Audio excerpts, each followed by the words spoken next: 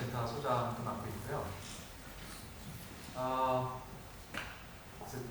아직까지도 잘 모르겠습니다. 제가 이 자리에 적합한 인물인지 잘 모르겠는데 얼마 전에 박종설 교수님께서 전화를 하셔가지고 그 인공지능 소프트웨어 관련돼서 무슨 모임을 하는데 와서 발표를 해줄 수 있겠냐고 그래가지고 저는 그 인공지능에 대해서 굉장히 관심이 많은 사람이긴 하지만 인공지능을 연구하거나 뭘 개발하는 사람은 아닌데 제가 무슨 얘기를 할 수가 있겠습니까? 라고 말씀을 드렸더니 아무 얘기나 하면 됩니다.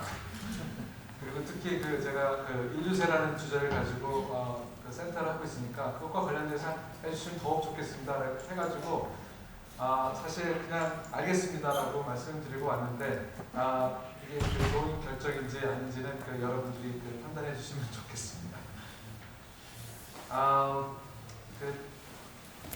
얼마 전에 있었던 얘기 가지고 시작을 하겠습니다. 미래에 대한 얘기인데요. 2달 전에 9월 달에 유엔 뉴욕에서 유엔 총회가 열렸었죠. 그때 클라이밋 액션 서미트라고 기후 행동 총회라고 합니다. 그게 약간 사이드 이벤트로 같이 열렸습니다. 거기에 잘 아시겠지만은 스웨덴의 16세 환경운동가인 그레타 툰베리라는 사람이 와가지고 지금의 상황, 기후위기 상황에 대해서 얘기를 하고 지금 각 정부나 아니면 힘이 있는 사람들, 기업가들이 정신 차리고 해야 된다는 그런 얘기를 했었고, 그리고 바로 지난달에 10월 달에는 많은 분들이 아시겠지만은 제3차 산업혁명이라는 책을 쓴 미국 유펜이라고 하죠. 그러니까 펜실베니아 대학의 와튼 스쿨에 있는 경제학자이자 사회 이론가인 제러미 리프킨이 와서 발표를 한 적이 있었습니다. 이 두 사람이 발표한 거는 이제 미래에 대한 얘기인데요. 좀 더 구체적으로 얘기를 하면은 툰베리는 지금 에코시스템이 붕괴가 되고 있고 사람들은 고통을 받고 있고 대멸종이 시작되고 있다는 얘기를 하고 있습니다.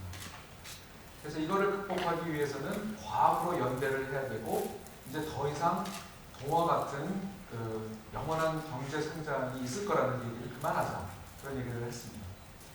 제러미 리프킨도 비슷한 얘기로 화석연료 기반 문명이 중말하고 종말되고 있고 종말의 시기가 가까워 있고 제1차 산업혁명과 제2차 산업혁명은 스팀 엔진 그리고 전기를 바탕으로 한 두 산업혁명은 지금 제3차 산업혁명, 디지털 산업혁명으로 이제 대체되고 있는 과정이다 라는 얘기를 하고 있었습니다.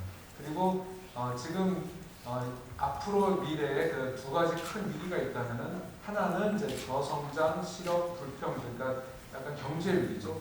그쪽에 관련된 그런 얘기와 기후 위기, 두 가지 위기를 얘기를 하면서 마찬가지로 지금 우리가 이대로 그냥 가면은 대멸종이 올 것이다 라는 얘기를 하고 있었습니다. 그래서 이분이 하는 얘기는 결국 디지털 시대에서 어떻게 우리가 이런 문제점, 이런 위기를 극복할 수 있을까. 그래서 강조를 한 게 에너지 전환, 공유 경제, 사물 인터넷 이런 얘기들을 하면서 이제 4차 산업혁명이라는 것은 아직은 기반이 좀 없는 가상의 마케팅용에 불과하다는 얘기도 있습니다.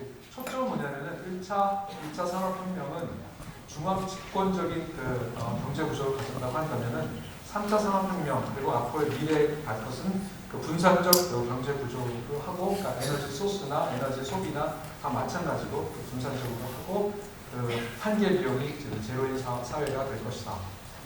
근데 궁극적으로는 이게 그냥 가만히 앉아서 어떤 변화가 일어날 거를 기대하는 게 아니라 적극적으로 해가지고 이런 경제 위기나 기후 위기를 극복을 해야 되지. 안 그러면은 15년 안에 큰 일이 벌어질 것이다. 우리한테 주어진 시간은 10년에서 한 15년 정도밖에 없다.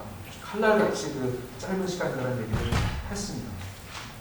근데 이 두 분이 인류세라는 말을 안 했는데 이 두 분이 기반을 두고 있는 보고서가 여러분 잘 아시겠지만 IPCC 그 보고서라는 IPCC라는 것은 그 기후 변화에 대한 그 정부 간 협의체 뜻하는데 1988년에 생겼고 지금까지 5차례의 커다란 그 보고서를 냈습니다.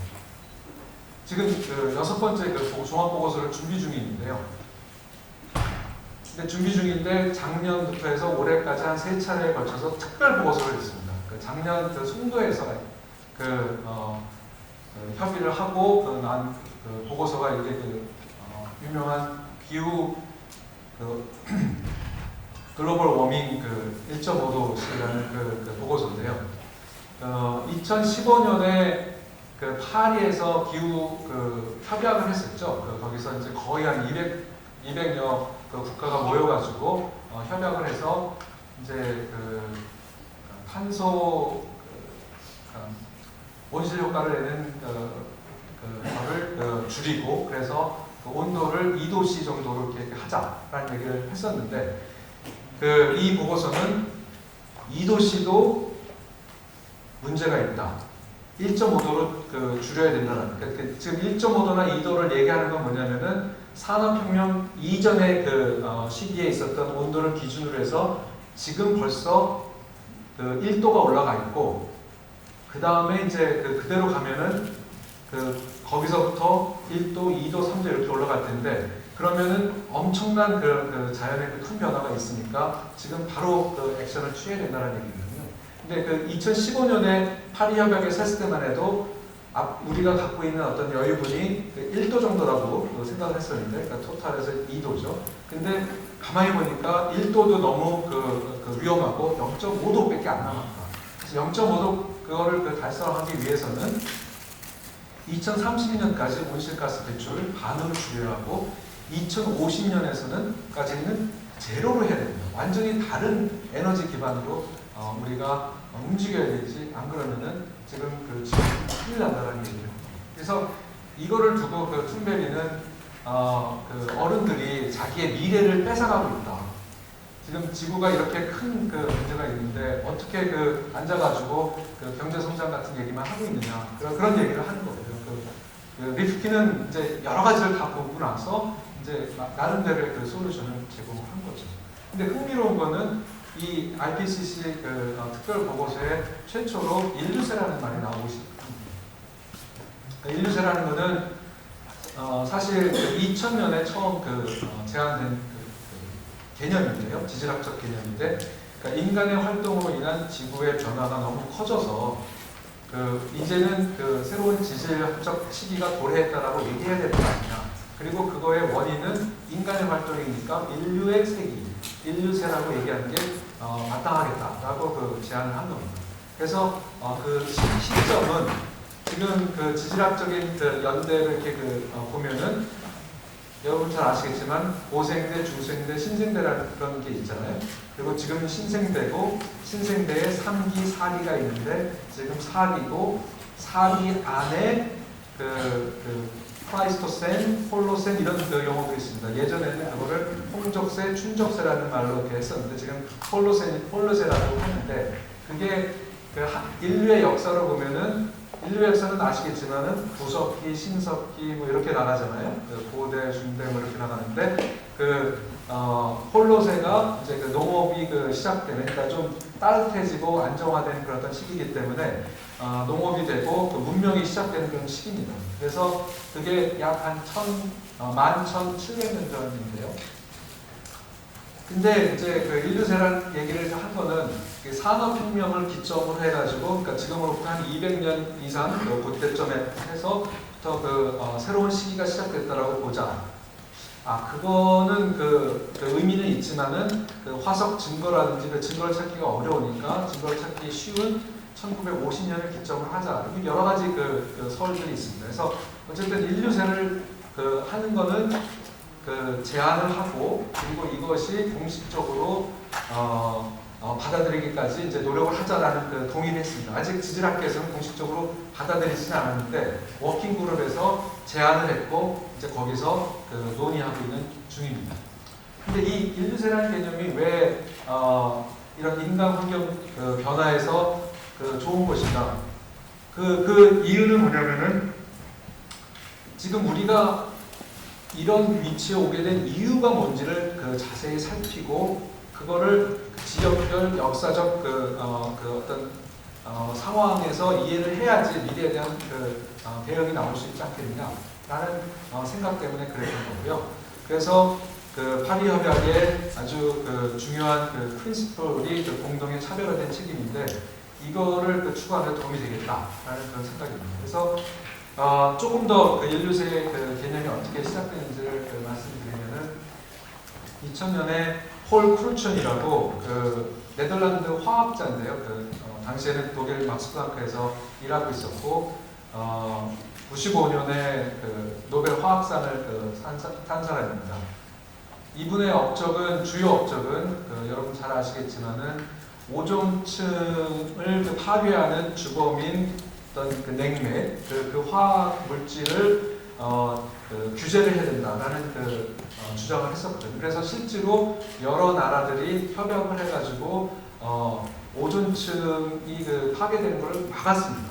이 경험을 살려가지고 온실 효과를 내는 그런 어떤 가스에 대한 규제를 우리가 어떤 식으로 할 수 있지 않겠는가. 근데 그 고민을 하다 못해 어떤 개념을 제기를 했는데요. 그거는 혼자 한 게 아니라 생물학자하고 같이 했습니다. 생물학자는 또 마찬가지로 온난화의 문제 때문에 산성화가 되고 그러면서 생물학적 다양성이 너무나도 감소가 되기 때문에 같은 걱정을 하고 있었는데 이 분들이 모여가지고 새로운 지진 시대를 얘기하면 어떨까?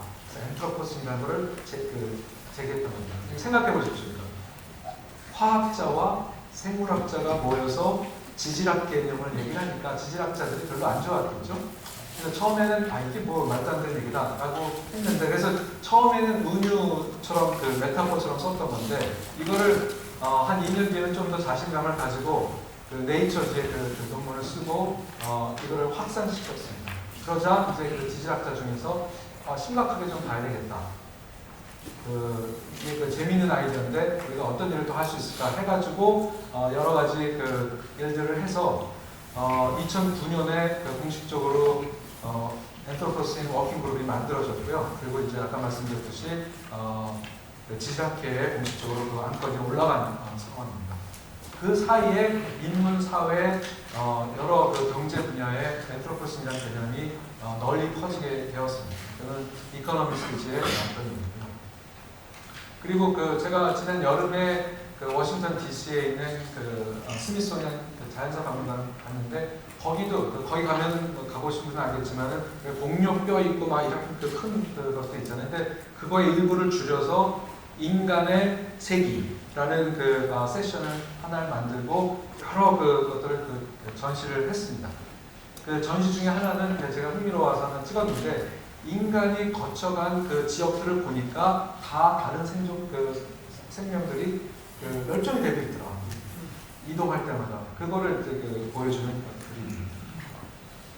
그래서 인류세라는 개념이 얼마나 지금 회자가 되고 있는지를 보여주는 걸로서 구글 트렌드 아시죠? 그러니까 서치를 얼마나 많이 했느냐 그걸 보는 건데 그걸 보니까 이 파란 거가 엔트로포스이고요. 그 밑에가 제4차 산업혁명입니다.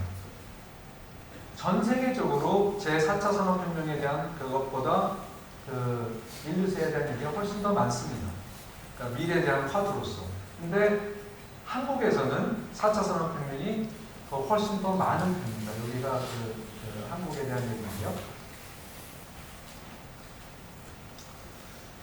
그럼 이 인류세에 대한 얘기와 AI가 어떻게 연결이 될 것인가? 그 얘기를 잠깐 하기 전에 AI도 이 개념이 언제 나왔는지 뭐 다 아시겠지만은 잠깐 구글 복수를 통해 가지고 엔그램을 통해서 이제 봤더니 50년대 말에 AI라는 개념이 들어서 쭉 그러니까 그 전에는 휴먼 인텔리전스라는 그런 개념이 약간의 왔다 갔다 하면서 논의가 되고 있었는데 쭉 논의가 됐습니다.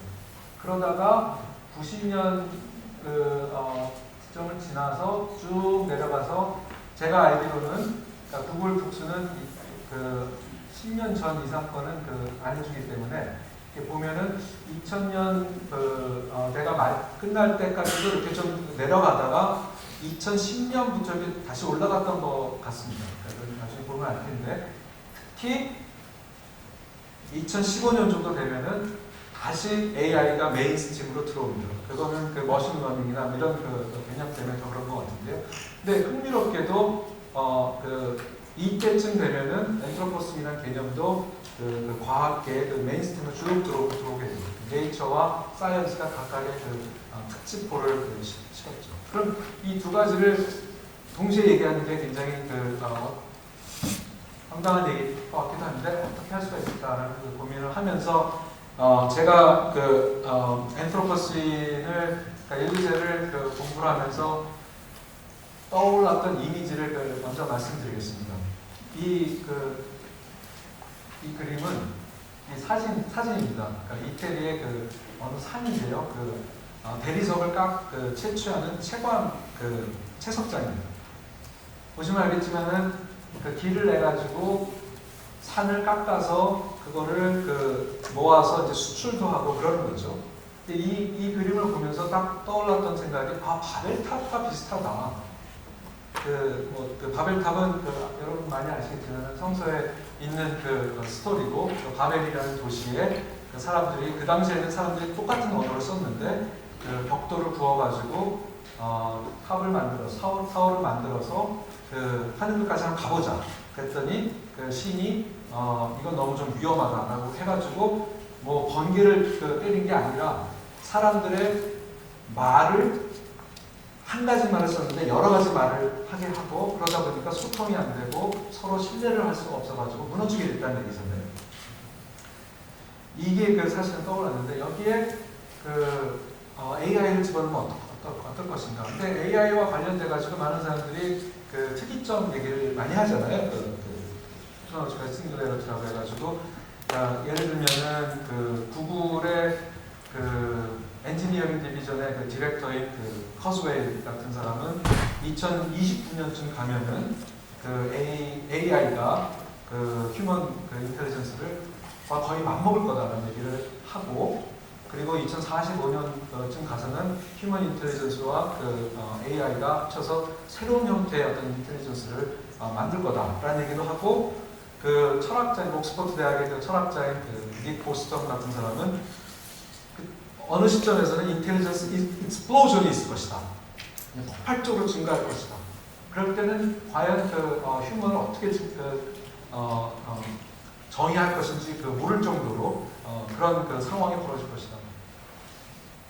그래서 제가 한쪽은 인류 AI는 이렇게 해가지고 인간의 능력이 엄청나게 커지고 상상할 수 없을 정도의 그런 어떤 상황이 벌어지는 거고 어떤 한쪽은 위기가 와서 생태계가 무너지고 대멸종이 와서 모두가 다 죽는다는 얘기를 하고 이게 도대체 어떤 건가 라는 거죠. 그래서 이거를 바벨탑의 얘기를 하는 말과 글, 탑 이름 이런 것들을 묶어보면은 language data 그리고 휴브리스가 이제 오만이잖아요. 오만이나 자만 그리고 소통과 신뢰 이런 걸로 이렇게 나눌 수가 있을 텐데 중요한 거는 이 빨갛게 얘기한 커뮤니케이션과 트러스트라는 거죠. 이게 정말 중요한 것 같아요. 이게 기술 개발하는 것도 중요하지만 개발한 기술이 어떻게 쓰일 것인가. 이게 정말 소통하고 신뢰를 주는 데 쓰일 것인가 아니면 인간을 더 혼란스럽게 만들 것인가. 이런 거죠. 그래서 여러분 잘 아시겠지만은 이렇게 마운틴 오브 데이터라는 표현도 있더라고요. 이거는 약간 그냥 테크니컬한 표현이 아니라 기자가 쓴 얘기일 텐데 잘 아시겠지만은 미국에 있는 한 대통령은 자기가 원하는 팩트만 모아다가 얘기를 하고 이것이 진실이고 딴 사람이 얘기하는 거는 진실이 아니다 라고 얘기하는 거를 많이 봤잖아요. 그래서 너무 많이 봐가지고 이제 하나도 이상하지 않는데 그거를 두고 이제 포스트 트루스 이러라고 얘기할 정도로 그렇습니다. 과연 우리가 추구하는 세계가 이런 식으로 쪽으로 갈 것인가라는 것을 심각하게 생각해야 될 거 아니에요. 라는 거죠. 근데 사실 보면은 그 AI, 그러니까 그 데이터 사이언스 뭐 이런 쪽에서도 이미 생태학적인 그런 개념들을 가져다 쓰고 있습니다. 그러니까 데이터 마이닝이라는 말도 쓰고 있고요. 그 클라우드 컴퓨팅이라는 말도 쓰고 있고 데이터 에코시스템이라는 말도 다 쓰고 있습니다.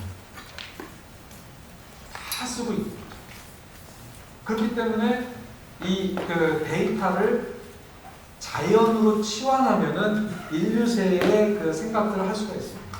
그러니까 데이터를 어떻게 우리가 그 봐야 될 것인가, 어떤 관점으로 봐야 될 것인가라는 거죠. 그래서 한 가지 관점은 그 MIT의 그 교수인 그 다니엘라 로스 같은 사람은 4차 산업혁명 시대에 그 데이터는 석유와 같은 존재입니다. 모두 이 데이터를 가지려고, 확보하려고 그 경쟁을 하고 있다는 거죠. 이게 그 불과 몇 년 전에 했던 얘기입니다. 그런데 또 그 다른 그 견해가 있습니다. 그 저기 구글의 지금 이제 스탠퍼드 대학 교수고 그 구글의 칩 사이언티스트였던 그 와인 데비드라는 그는 데이터는 새로운 석유가 아니다. 그 이유는 그 구분하자면 볼 수가 있죠. 석유는 매장량이 제한되어 있지만 데이터는 무제한이고 그리고 그 흥미로운 거는 석유나 데이터나 다 마찬가지로 이것을 어떻게 채굴하고 사용하고 유통할 것인가에 대해서 법률, 사회규범, 경제구조가 있는데 석유는 유한성이고 여기는 무한성에 기반했기 좀 다른 거 아니냐. 그리고 하나는 물질적 소유권을 추구를 하고 있고 하나는 비배타성이고 비소모성이고 무제한 이런 얘기를 하고 있습니다. 그러면서 하는 얘기가 데이터의 이동성, 그러니까 공개하라는 거죠. 여기 오픈소스 얘기하는데 데이터를 공개하고 이동하게끔 만드는 게 중요하다. 그렇지만 플랫폼은 투명해야 된다. 그런 얘기를 했습니다. 이 책은 그 번역도 되어 있고요. 그래서 한국의 그 정책을 보면은 이런 그 상황에서 정책을 보면은 여러분 잘 알겠지만 지난달에 그 AI 선포식 비슷하게 AI 강국으로 만들겠다. 예전에 IT 강국이었으면 지금 AI 강국으로 만들겠다고 해가지고 문 대통령이 큰 돈을 투자하겠다. 1.7조 정도죠. 그거를 투자하겠다고 하고 그리고 그거를 위한 기반 조성을 하고 특히 스타트업을 조성하겠다. 어떻게 생각하십니까? 이게 어떻게 보면은 굉장히 탑다운 형식의 아주 전형적인 방식인데 이게 나쁘다는 얘기가 아니라 그런 관점이 있고요. 미국은 조금 다릅니다. 이것도 불과 지난달에 발표된 건데요. 펜타곤의 컴퓨터 시스템이 저도 몰랐는데 80년대, 90년대 컴퓨터에 기반으로 해가지고 어떤 거는 뭐 플로피 디스크를 써야지만 작동을 하고 뭐 그런다고 그러는데 그거를 이제 이번 기회에 완전히 바꾸고 그 기반을 클라우드 컴퓨팅으로 하고 그리고 목적은 기계와 기계가 서로 얘기할 수 있게끔 하는 그런 걸로 했는데 아마존이 이거를 거의 딸 거라고 모든 사람들이 예측을 했습니다. 왜냐하면 아마존이 이미 클라우드 컴퓨팅 기반이 있기 때문에. 그런데 아시겠지만 아마존이 워싱턴 포스트도 소유하고 있거든요. 지금 워싱턴 포스트가 트럼프를 엄청나게 공격을 하고 있기 때문에 결국은 안 되고 이제 마이크로소프트가 가져갔다. 그래서 최근에 뉴스에 따르면은 빌 게이츠가 다시 전 세계의 부자 1위를 탈환했다는 얘기까지 있습니다. 그래서 제가 오늘 하고 싶은 얘기는 이제 거의 정리할 때 됐는데요. 하고 싶은 얘기는 인공지능과 관련돼서 인문사회 정책 쪽에 대한 관심이 갑자기 커졌습니다. 근데 그거의 초점은 많은 경우가 윤리적인 문제, 윤리적으로 이게 옳을 것이냐 아닐 것이냐 선택에 대한 어떤 문제를 많이 얘기를 하고 그리고 그것과 아주 같이 가는 겁니다. 같이 연결해서 법에 대한 얘기들을 많이 하는데 그거는 궁극적으로 인공지능을 개발하는 어떤 경제가 더 융성할 수 있게끔 하려고 하는 겁니다.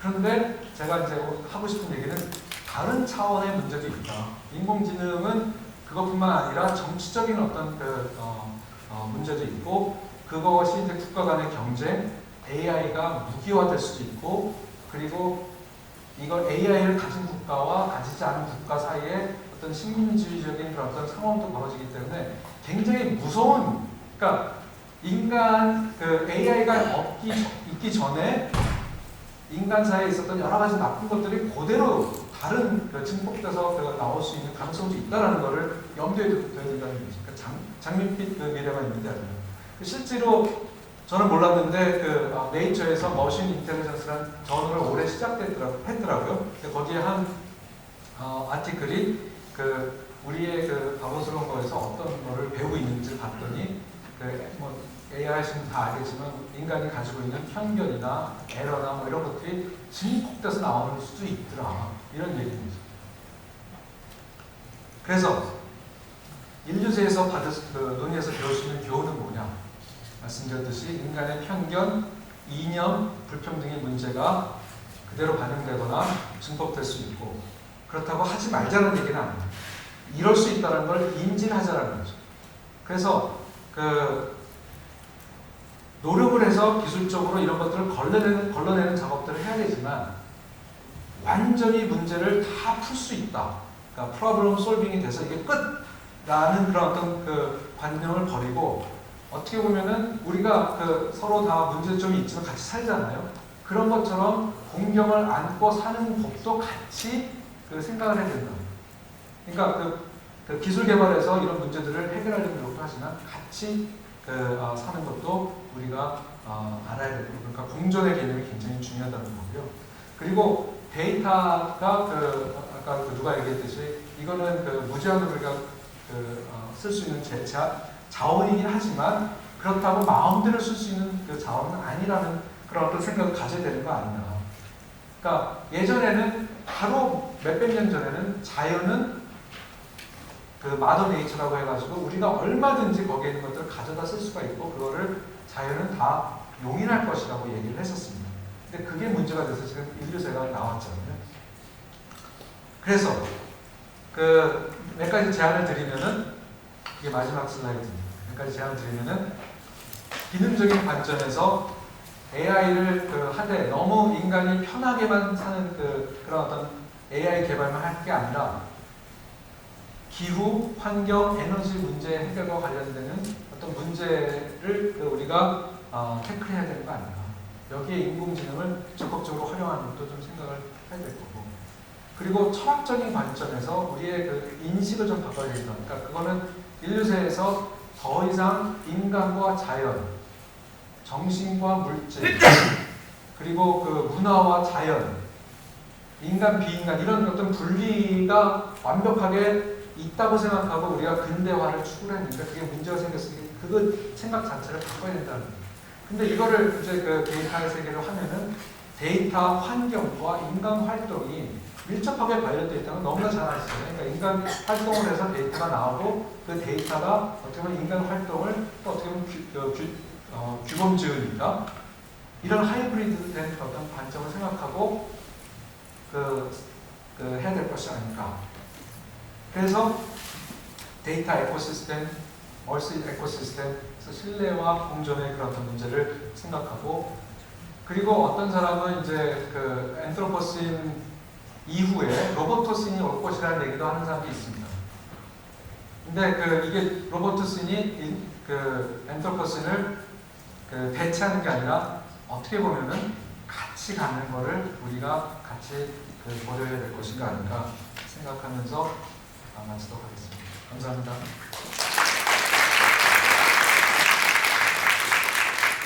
네, 감사합니다. 질문이 혹시 있으시면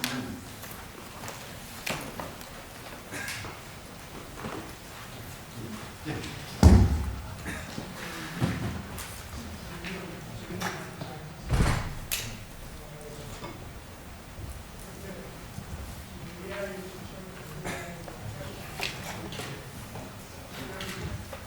AI 개발하는 것이 전부 다 제가 볼 때는 경제적인 그런 정신을 때문에 되고 있거든요. 중국 같은 경우는 AI를 열심히 하고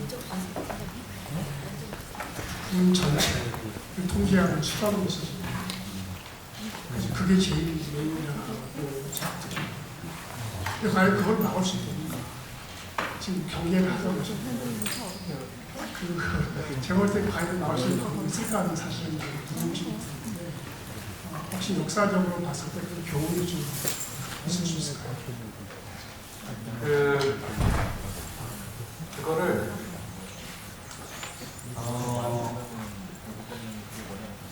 역사는 흐르잖아요.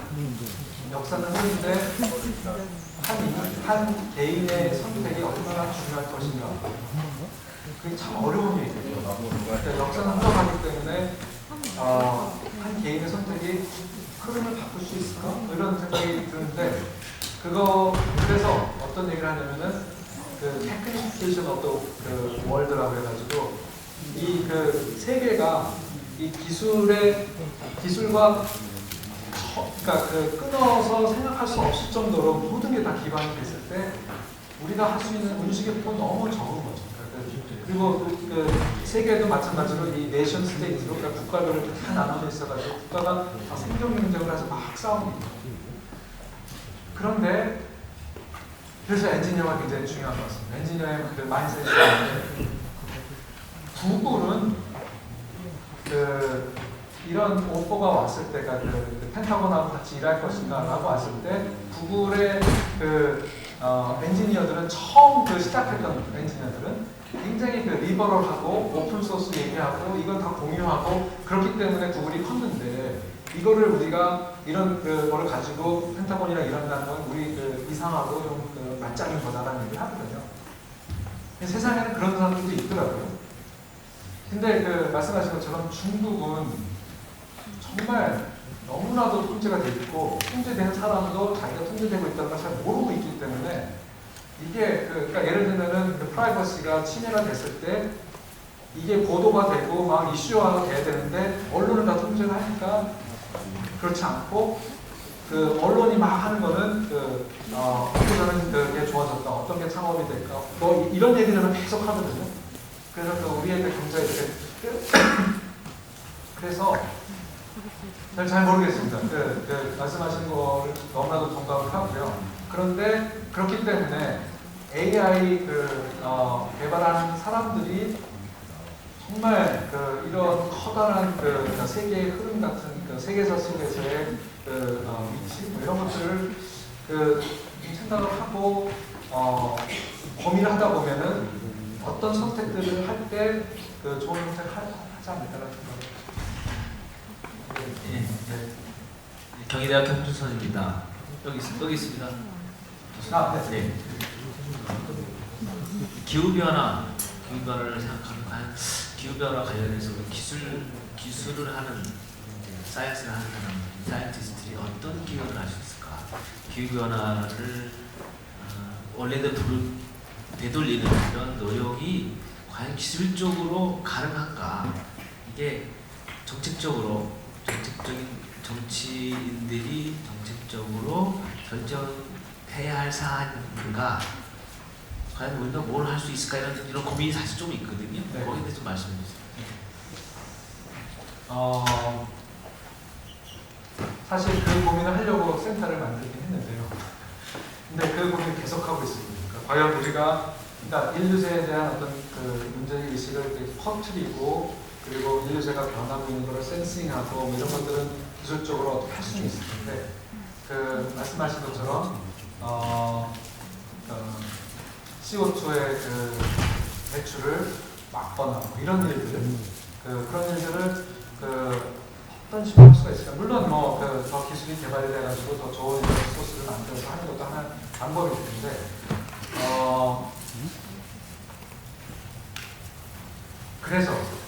그래서 아까 저기 국장님이 말씀하신 것처럼 여기 계신 많은 분들이 이런 문제 의식을 가지고 고민을 하고 뛰어들면은 뭔가 그러니까 기후 변화와 AI를 접목시키는 어떤 지점, 그러니까 그게 한편은 뭐 이럴 수 있을 것 같습니다. 에너지 전환에 도움이 되는 어떤 일들, 그리고